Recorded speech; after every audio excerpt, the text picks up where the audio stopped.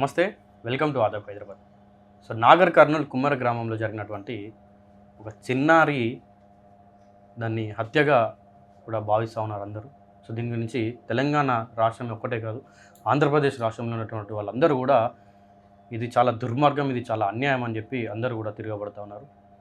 ఈ రెడ్డి సర్కార్ వచ్చిన తర్వాత, రేవంత్ రెడ్డి సర్కార్ వచ్చిన తర్వాత కొంతమంది రెడ్డిలు కూడా అగ్రకులంలో వాళ్ళందరూ ఇష్టానుసారంగా వ్యవహరిస్తున్నారని చెప్పి అంటూ ఉన్నారు. దీని గురించి మాట్లాడే ప్రయత్నం అని చేద్దాం. ప్రస్తుతం మనతో పాటు అంబల్ నారాయణ ఉన్నారు. నమస్తే అన్న. సో ఏం చెప్తారన్న, మీ స్పందన ఏంటి? చూసిన తర్వాత ఒక 2 నెలల చిన్నారి ప్రాణాలు కోల్పోయిందని విన్న తర్వాత ఏమనిపించింది? అండ్ ఆ కుటుంబానికి ప్రభుత్వం నుండి ఏం చేస్తే మంచిది అంటారు?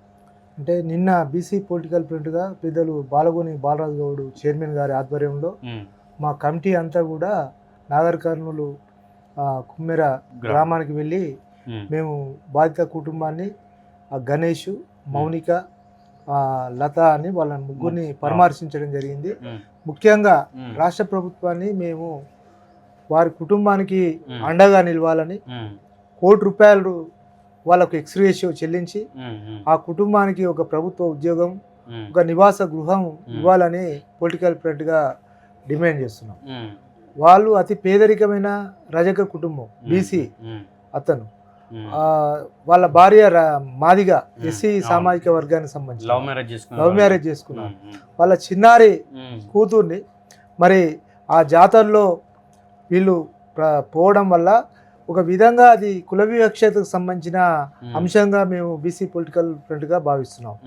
ఈ తెలంగాణ రాష్ట్రంలో కాంగ్రెస్ ప్రభుత్వం వచ్చిన తర్వాత కుల వివక్షత దాడులు బాగా జరుగుతున్నాయి. ముఖ్యంగా తాళరాంపూర్లో మరి అక్కడ కూడా గౌళ్లను గుడిలోకి రాకుండా అడ్డుకోవడం, అదేవిధంగా మరి తాటి ఈత వనాలను తగలబెట్టడం, మరి కుమ్మెర మల్లన్న జాతరలో కూడా ఒక 2 నెలల చిన్నాన్ని పట్టుకొని ఆ జాతరలో ప్రవేశించిన వారిని మీరు ఈ ₹100 చెల్లించి గుళ్ళోకి రావాలని చెప్పి అన్నప్పుడు రసీదు ఇవ్వాలని చెప్పి వీళ్ళు అడగడం జరిగింది.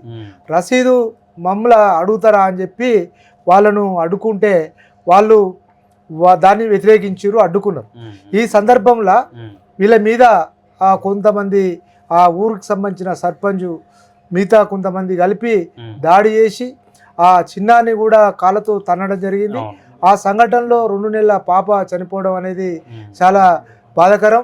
మరి ఇలాంటి దాడులు ఈ రాష్ట్రంలో జరుగుతుంటే ఈ రాష్ట్ర ప్రభుత్వం స్పందించకపోవడం, మరి ఎక్కడా కూడా వాళ్లకు అండగా నిలబడి నిందితులు తప్పించుకొని పోతుంటే అసలైన దాడి జరిగిన వాళ్ళ మీదనే కేసులు నమోదు చేసి వీళ్ళనే బాధితులుగా మార్చడం అనేది చాలా భయంకరమైన విషయం.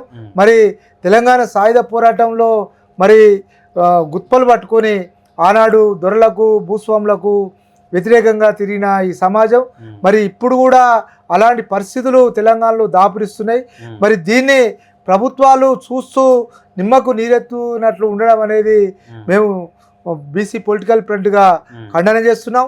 ఇప్పటికైనా బాధితులకు మరి న్యాయం చేసి వారి కుటుంబాన్ని ఆదుకోవాలని చెప్పి ప్రభుత్వాన్ని డిమాండ్ చేస్తున్నాం. ఏమేమి డిమాండ్స్ అంటే కుటుంబానికి ఏమేమి చేస్తే బాగుంటుంది అంటే ముఖ్యంగా ఎస్సీ ఎస్టీ అట్రాసిటీ కేసు ఆ గ్రామ సర్పంచ్ మీద, ఆ నిందితుల మీద వెంటనే చేయాలని చెప్పి ప్రభుత్వాన్ని డిమాండ్ చేస్తున్నాం. దాంతోపాటు ఈరోజు వాళ్ళ కుటుంబం పేదరికంలో ఉంది, వారికి ₹1 కోటి ఎక్స్‌గ్రేషియో చెల్లించాలని, ఒక ప్రభుత్వ ఉద్యోగం ఇవ్వాలని, దాంతోపాటు వారు నివాస యోగ్యం కోసం ఒక ఇల్లు కూడా ఇవ్వాలని చెప్పి ప్రభుత్వాన్ని డిమాండ్ చేస్తున్నాం.